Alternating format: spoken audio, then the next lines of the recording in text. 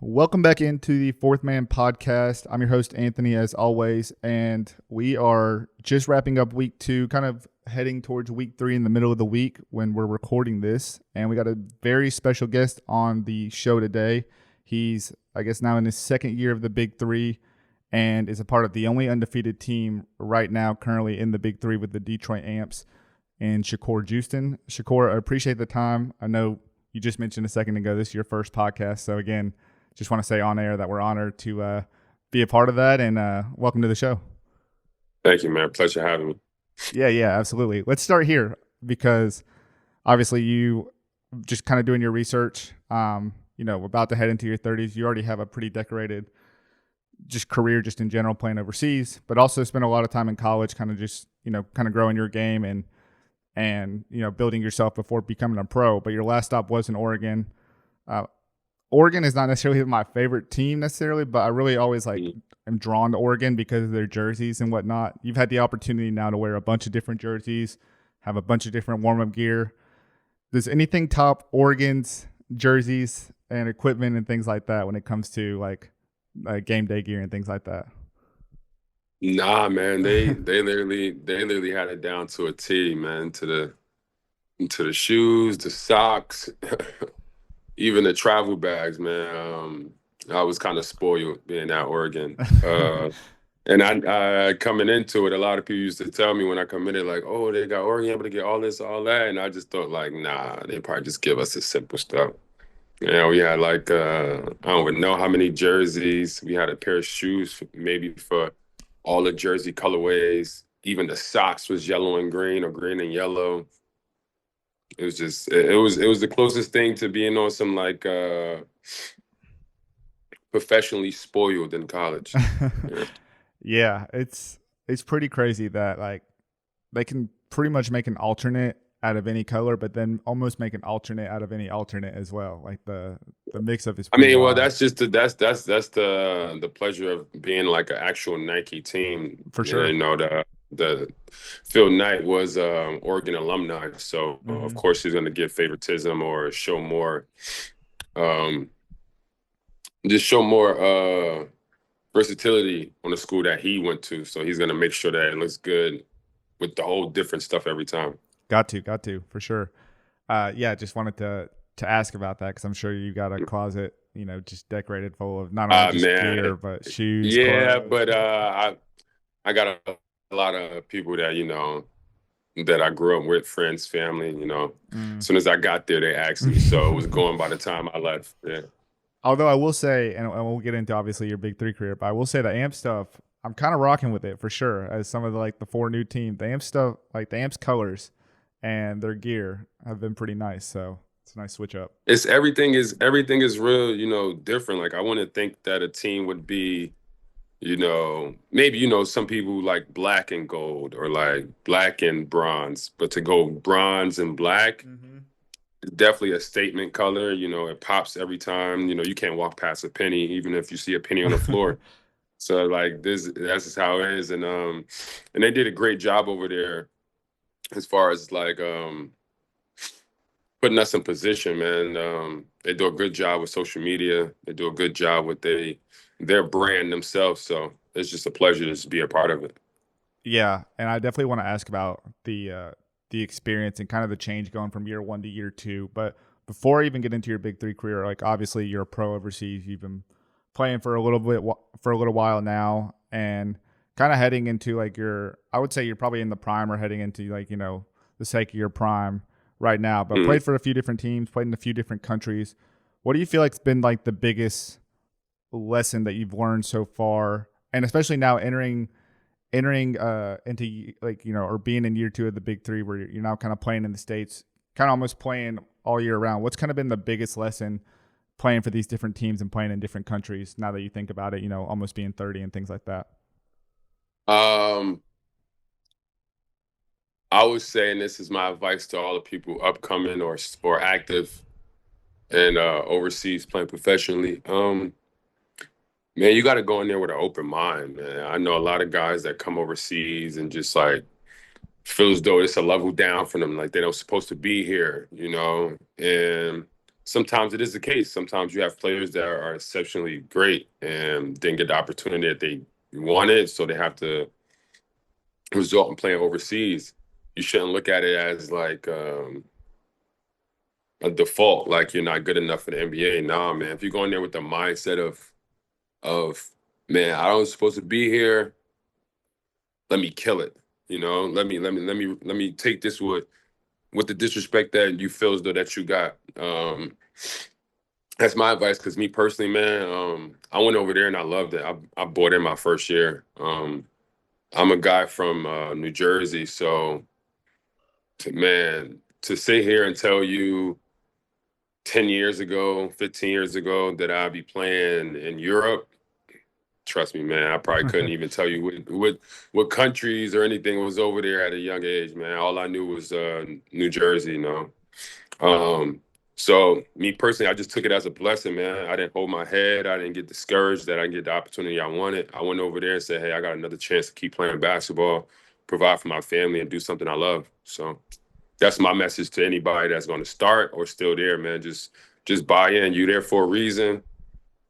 Just make it the best. Don't ever try to go there and discourage yourself, put extra weight on yourself.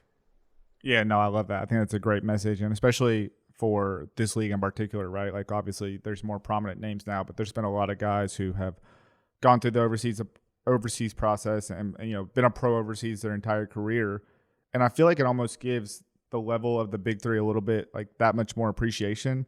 Not only for Yeah, the sure. sole fact that they're playing in a newer league that's growing, but like you're getting a chance to play in the States. It's like, not saying playing overseas is bad, but it's that level of being back at home and being able to play in front of your friends and family Yeah. and being on their time, right? So, no, Yeah, that was the blessing. That was a blessing with me because I mean, you know how overseas go. I mean, Europe is from August to May, June, hmm and then you got like the Puerto Ricos, the DRs, the some in China, Chinas, and yeah, all that. That starts around like June and then August. So it's like I go from 8 months, 9 months, of not seeing my friends and family to going to another country for another 3, 4 months and not see my family.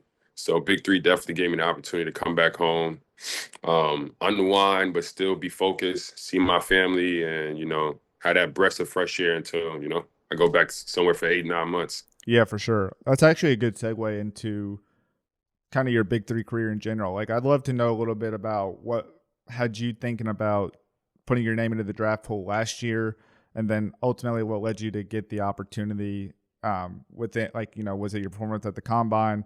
Was it, were you having conversations with multiple people last year? Like, ultimately, like even being 29 is like pretty young in the big three. Like, Yeah. obviously people 22 and up can play, but not many people get the opportunity that are below 30 just for various reasons. So I'd love to know, Yeah. why you decided, hey, let me put my name into the draft pool, and then ultimately how that opportunity came about. My close friend Isaiah Briscoe, he's been playing in it, I would say maybe 2 or 3 years, Yeah. maybe like 3 or 4 years before I uh, played. But we were both on the same team last year in Greece. And I just mentioned to him, I said, yo, like, how's the Big Three thing? Like, it was just my idea of a way of playing and being home. So he was like, man, all you got to really do is sign up and then go to the combine. But I'm like, yo, we're going to be here. Me and you're going to be here during the combine. So there's no way I'll be able to go out there and play. He was like, well, man, just fill out the thing and I'll see what I can do.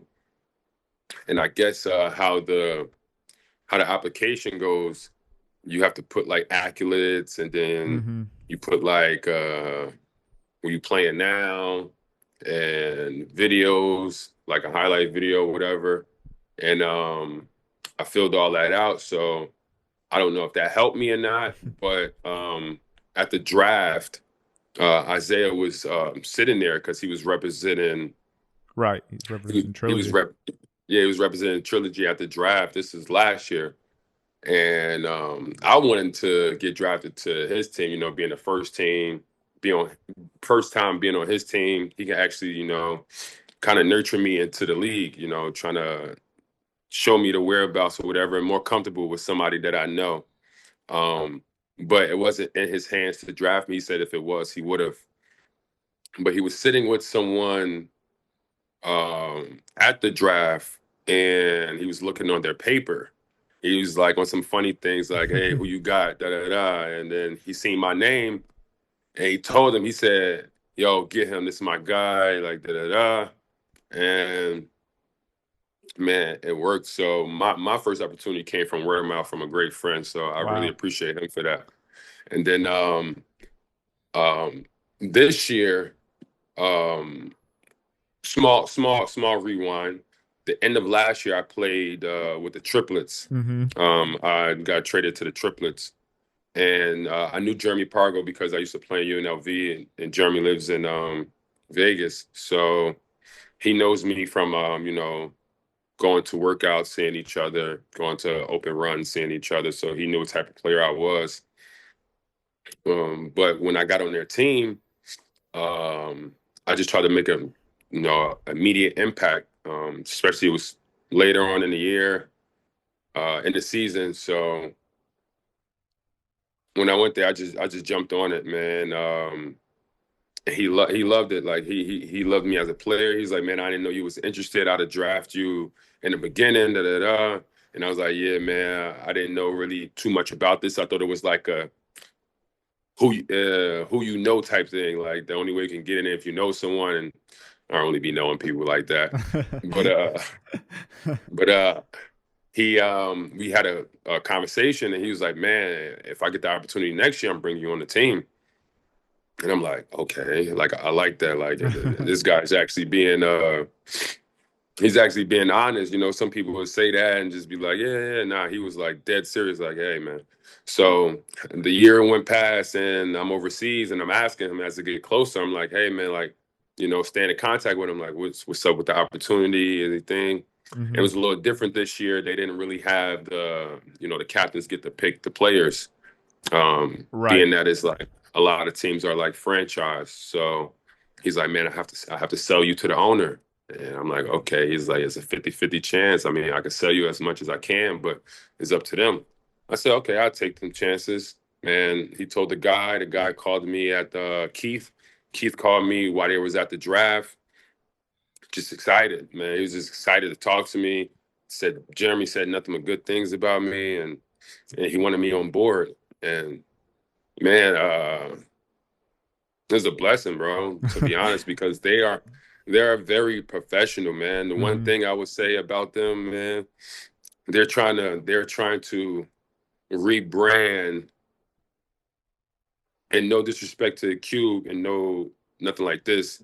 They're trying to rebrand how they want to approach the league. Yeah. Like they want to come in the league with their stamp, like with their mindset on their team and how to monetize everything around us. So the guys that he got working, man, great guys, nonstop hard workers, and do everything from the hoodies, sweatsuits, t-shirts, cameraman, um, just the people that are around, bro. It feels extra professional. That's amazing. I got a few things to say on that because I appreciate you sharing the backstory because first off, I should say shout out to Briscoe and shout out to Jeremy Pargo because I mean it is a little bit about who you know, but it's also too about the impact that you're able to make to a certain degree. So that's incredible. That's the way that things went down. Second of all, I would say that's no shot at Cube at all. I would actually say that that's kind of what he's been looking for, searching for, and welcoming, at least from my perspective, in the sense of like Hmm. people taking these teams more seriously, nurturing them, like caring for them as their own because it is something that they invested in. So I think Detroit is doing that in a really healthy way. And third off, like I just like really like your story a lot because like this is no knock to you. Like obviously you said you don't know a lot of people necessarily, might not necessarily be a household name in comparison to some of the guys that have been playing in this league and played in the NBA. Like obviously no shade to you, but the fact that like Hmm. you've been able to make a name for yourself despite a few things that happened last year and the start that you've had this year, I think is pretty incredible. And I want to kind of like go back to last year a little bit because first off, I'm not even surprised that Briscoe got you in, and then you were drafted by another team. That seems to happen a lot. Where like even for like, let's say Garland Green, his brother tried to bring him on. He was drafted by a different team before they ultimately played together. So it just seems like people are always kind of looking for, maybe trying to think outside the box a little bit. And more specifically, I'm not surprised that you were drafted by Three Headed Monsters with CJ over there. I feel like he's always evaluating people. And thinking outside the box of like different ways that could be impactful to the team. But Three Headed Monsters was a little bit of an interesting setup, right? Like you obviously you had Jeff Teague to that, a very big name, obviously have a big podcast at this point, but had a very good NBA career. He adds his brother. Then you also had the number 1 pick with Brandon Moss, and they add you on there. And I would say, and then also too, like you have a new head coach and Rashard Lewis, who's a former player there. It's just kind of like all around, just kind of like, it seems like a lot of pieces being brought together. And one thing about the Big Three that's really tough is like, because it's only an 8-week season, continuity is really hard to find like immediately. And it kind of felt like last year that was kind of the case with you guys. It was kind of figuring out what everyone's roles would be, certain guys in and out of the lineup. And ultimately, unfortunately it led to you being released, but then ultimately brought back the same week that you were released to the team, and then end up suiting up for another team that same week. Can we just like hear from your standpoint, your first like 6 or 7 weeks in the Big Three as a rookie, like what it was like, and then 2, the breakdown of what happened when you were let go, picked back up, and then suiting up for another team, which was ultimately Zay's team. I mean, definitely a blessing opportunity to be a part of the league that Q created. But the first 6 weeks was kind of like an up and down, like a question mark. I come from playing overseas, even high school, college, to where you have preparation before you play. So there, in the preparation, the coach can tell you like, hey, we need you to do this, we need you to work on this, we need you to. We didn't have that last year, which Detroit did a great job of having that with us this year. So it was kind of like where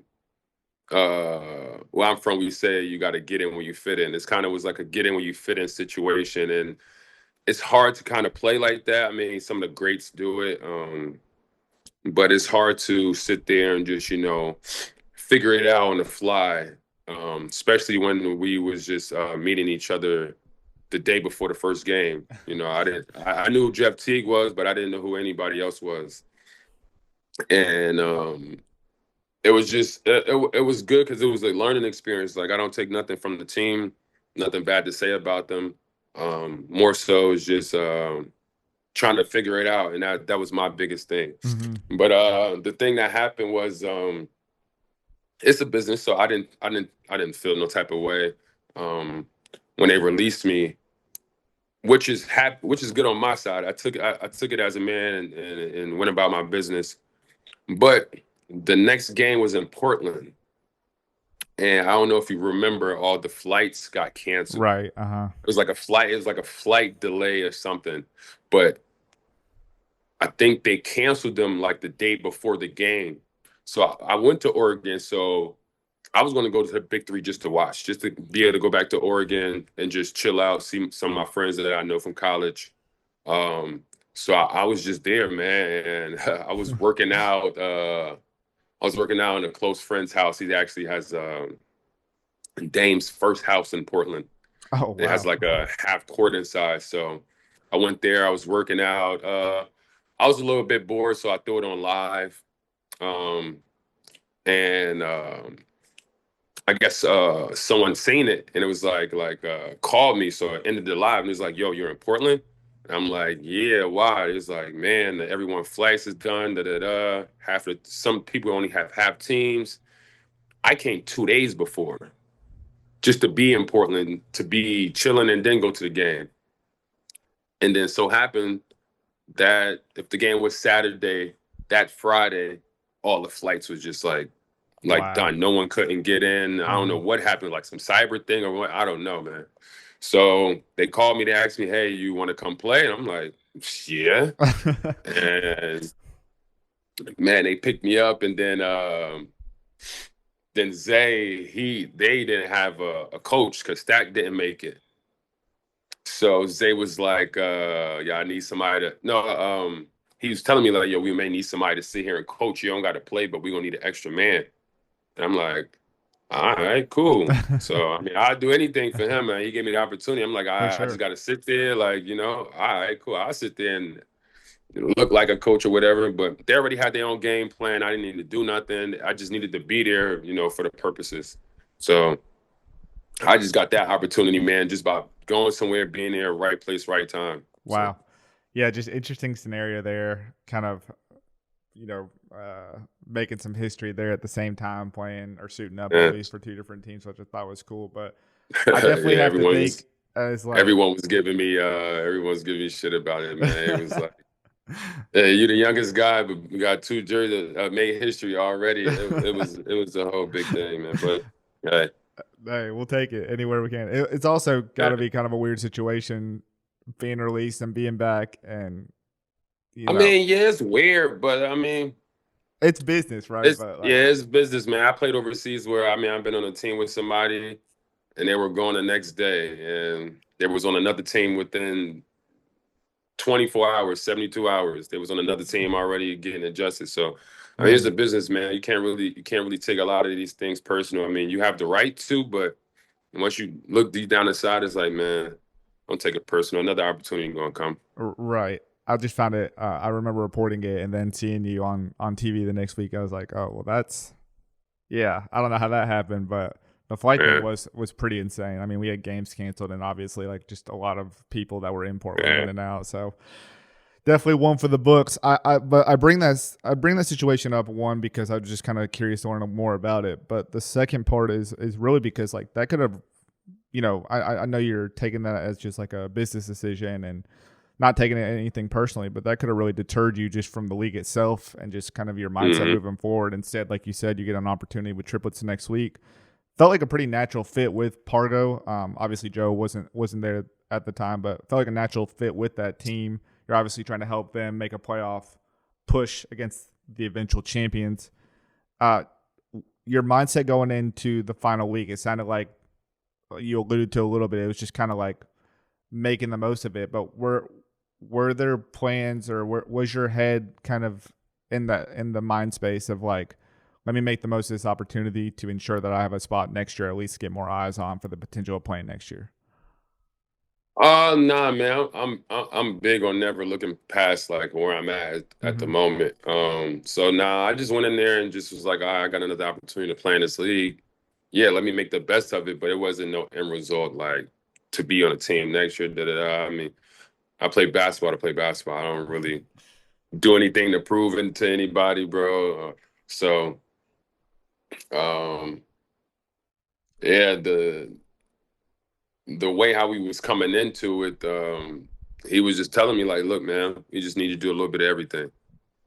We need you to play great defense. We need you to rebound, take open shots, And I'm like, hey, man, that's it. Like for a person to come to me, it's more of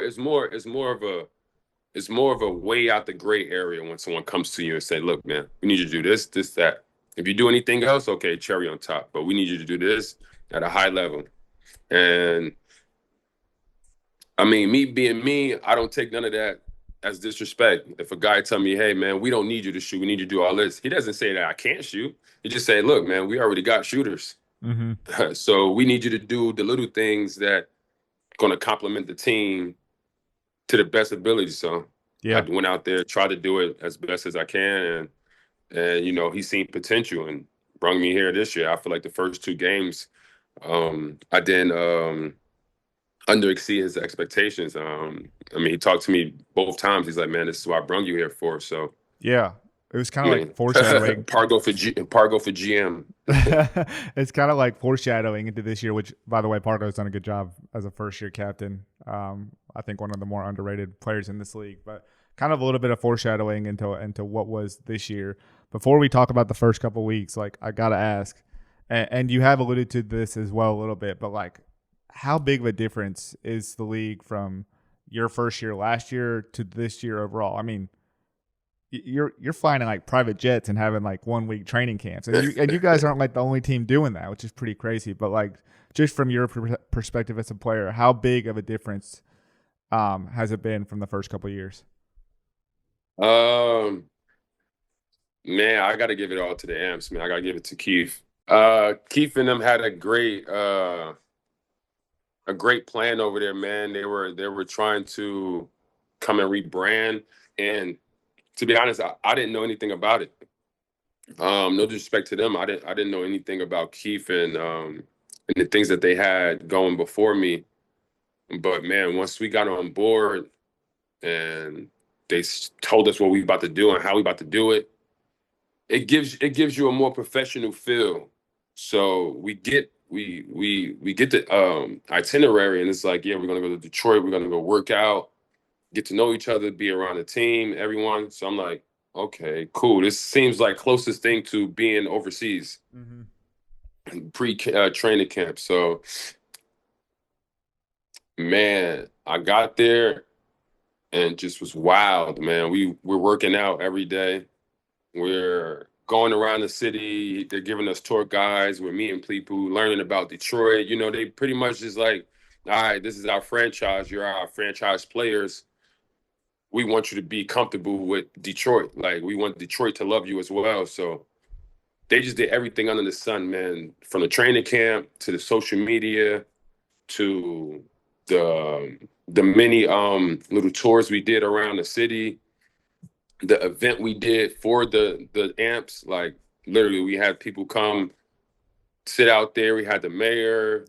Wow. We had a lot of kids shirts, merch and stuff. It was just like a good little opening ceremony for our team, and they all planned it. So man, they really are setting the bar, and it makes it easy to go play for someone that's not jumping through hoops to you, but setting it out for you. Like, look, Yeah. man, all we need you to do is just go out there and play hard. We'll take care of everything else. And honestly, just been perfect for me, man. It's an ideal situation. And a lot of people were saying about the private jets and all this. We don't know anything about this, man. Like, we come in there with the mindset of like, okay, and then it's like they're just willing. They're just willing to do that, and it's not even probably for us. It's for their brand. Yeah, yeah. It's for their purposes. So yeah, we're on the plane, but it's a bigger purpose to it. It's not for us to look all flashy. It's not for us to look all like better than anybody else. They want to make their brand look the way they want it to look. So you can't really take nothing away from them. No, you can't. I think too. It's just at the end of the day, like it's just emphasizing the point. Like, this is a professional team, like professional Mhm. basketball team at the highest level of 3-on-3. Like, so Yeah. we're going to do everything to ensure that, one, like you said, it's for their brand, for the future, like, future players that potentially want to play in this league. Like, obviously they want to be able to bring the most welcoming, exciting, Mhm. image to themselves. But I think too, is it maybe a coincidence? Maybe not. Like, seems like, a lot of teams are really trying to take care of their guys, but they've shown how much they've taken care of you guys, and you guys have Mhm. responded, being the only 2-0 team in this league after 2 weeks, and arguably, I would say, from my perspective, the most competitive year we've had in the Big Yeah, Three. this is true. This is what I told someone in the beginning. I feel like, and not to throw any shade to our team or big up anybody else's team, I feel like this league is balanced. It's Mm-hmm. more so going out each game and and hooping. It's no real mismatch disadvantage on any team. I feel like they did a good job. Cube did a good job of trusting the people, whoever picked the teams, to really evening it out. So it's highly competitive. It's highly competitive. Yeah, the first 2 weeks have been really interesting for Detroit. I think for whatever reason, Joe's been a little slept on, and it's kind of like the shiny new toy, right? Like, you see the Lance Stevensons, the Dwight Howards, the Montrezl Harrells joining the league, and they're like, everyone's kind of got their eyeball on them, but everyone's kind of slept on Joe. Maybe that's kind of maybe slept on Detroit as a whole a little bit, but you guys have come out and gotten it done with a comeback win in week I mean, they one. probably they probably see us as the spoiled kid on the block. We Right. got the new car, we got the new bicycle, toys, PlayStation, but we don't see ourselves as that, man. We just see ourselves as people that just got an opportunity to be around people that actually really want to, take their thing serious. And yeah, sleeping on Joe is not really a good idea. Right. So everyone sees it's not a good idea. So I feel like yeah, it's a lot of eye candy in the league now. It's a lot of things that are attractive and which might dim the light on Joe, but as you can see, a lot of people are going to take that more serious. A lot of people are not going to downplay us and go into them like, oh, they just kids that just got it good. No, we actually going out there and working hard and competing. Yeah. I would say this is what I see from my perspective, just as a fan and someone's watching at home. I would say that you guys have two go-to guys that you're pretty heavily relying on, in Joe and Jeremy, and then, but everyone else can contribute in their own way, and you can take on the scoring load if necessary. And for you personally, I feel like you and Ray have become, become a pretty deadly like defensive combo on the wings. You guys are closing out a lot of games, whether it's from an injury or not. Like even week one, I felt like you guys were doing that. And Mm-hmm. there's a lot of grit and hustle into what you guys are trying to accomplish. For yourself, I think you're top 10 in rebounding. You're definitely top 5 in steals right now. Are there any like individual accomplishments that you're trying to set for yourself or trying to go out there and achieve alongside the ultimate goal of like helping Detroit win a championship? I mean, each game I'm trying to get defensive player of the game. Um, Me, I'm real big on doing whatever to get the win.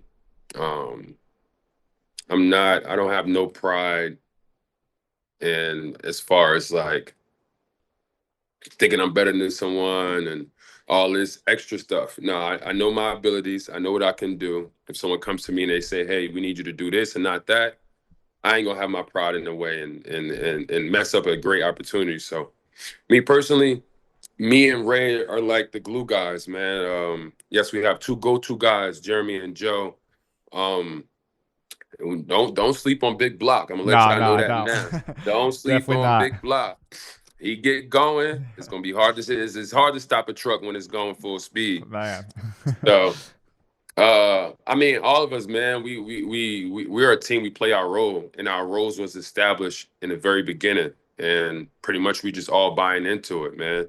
Um, and we're ready. So I don't know when, God forbid, knock on wood. I don't think Joe's gonna have a bad night, but if things happen, next Yeah. man step up, next man mentality. You Which know we what I kind of mean? already saw. I mean, we saw last Yeah, week at the end of that game. Everyone's, yeah, said that he's carried you guys to this point. You guys closed it out in the way you needed to. yeah. And I mean, that's every team, and that's every professional team in the world, man. yeah, yeah. You have your top guys, and then you have your guys that complement your top guys. So Well, yeah, I was yeah. gonna say too, don't sleep on Ray either because he's put up 22 in this game or Mm, 22 in this league before too, and did it in a yeah. hurry. So yeah, a lot of scary guys in your team. I would love to hear from you just real quick. Two more things. One, the conversation between you and Lance there. It sounded like he got a shot off on you. It's just a part of basketball. But Mm. was it something that you said to him beforehand, or is it just something that he said after he made the shot? What was it? Any beef there? Well, What was the quick? I t- I Just t- I kind of talk when I guard, okay.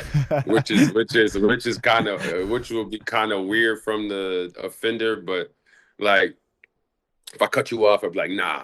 Or if you about to go this way, I'd be like, nah, you ain't going nowhere. Oh, I'm already there. Like, nah, they ain't working on me. Like I'm talking about this as the play is going on. So uh it was just I take it as friendly competition, man. This game gave me opportunity, so I don't never disrespect it and do the most to make my image look bad. So I'm just a competitor. So I'm talking to him, I'm playing defense. He hit the shot. And he a good shot maker. Mhm. I don't feel like he made me do anything to get his shot off. He just shot the ball. I feel like I played good defense, slide my feet, cut him off any way he wanted to go. I gave him the only option to shoot. There was no other option he could have did. He had to shoot. He hit the shot. Kudos to him, respectfully. But he's like, man, you know me, you know what I do. All I just said was, bro, I don't know you. That's about it. I don't get into all the chirpy stuff, man. That's for them. That's for people that need that to get themselves going, man. The ball bounce, I'm already gone. I don't need no different agenda to get my mind, nah. But hey, whatever floats your boat, floats your boat. So Nah, that I was love pretty it. much it. It was just a competitive conversation. I mean, he's a great player, had a great career, so I'll take nothing from him. But nah, I played good defense. He hit the shot. He wanted to let me know why he hit the shot. Okay, cool. Next play. I thought you were about to slam on him next play. You caught him looking the I other way for a was, sec. man, but yo, I'm not scared. I'm not saying this. I'm not scared. I'm just cautious. I knew for a fact he was gonna foul me, like for a fact. So I'm just protecting myself. For sure. So when I went past him and I seen how he looked, and then he started reaching, I'm like, nah, I don't need to get undercut. I don't need to get grabbed at the wrong moment. Nothing. I'm like, okay, cool. Just try to find a rim, lay the ball up. Well, yeah, we'll save that for another Trust me, time. I wanted to. If he would have 1 second late and I'd have got through or knew that I can get past the foul and dunk it cleanly, for sure, for sure, for sure. Well, maybe if you guys meet again, maybe that'll happen, or catch some Yeah. earthy lobs at some He point in the did. He season. did say something. I was playing against him in Vegas, and I was about to dunk. It was an open gym, so I don't think I should catch him because he did say if I ever dunk on him, he's quitting basketball. Mm. So Lance, be a man of your word, and if it ever happened, I need your jersey signed and hung up. All types of jersey. Every jersey you got. Every jersey, I need it. Yeah, for sure. Nah, it's hilarious. Nah, Lance is cool, man. He's a great competitor. I grew up around a lot of guys like Lance, man. Just they gonna let you know. I was gonna say every bucket, every possession, they gonna let you know. Which that's the type of guy he is. So and got him to this point in his life. So don't stop. yeah, that Jersey, New York. I'm Yeah, sure there are a man. lot of chirping up there. Yeah.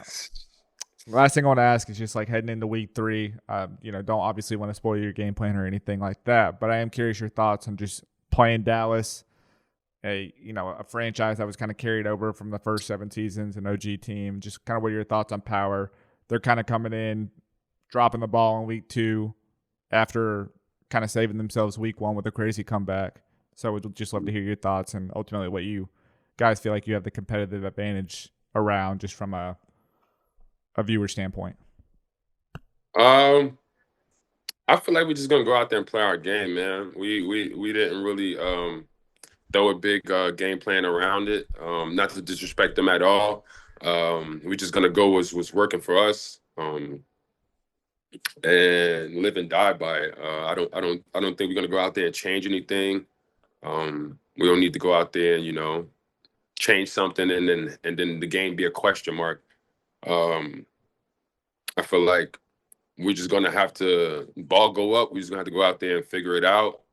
Stay with our game plan, fight, and if anything happened, next man mentality, next play mentality. And they have a good team. So I ain't gonna take nothing from them, but we just gotta go out there and compete. Yeah. Can't do nothing else to compete. Imagine you're going to be seeing a lot of Glenn Rice Jr. He's obviously former number 1 pick and all-star in this league and a guy that gets a lot of buckets. Thoughts on that matchup?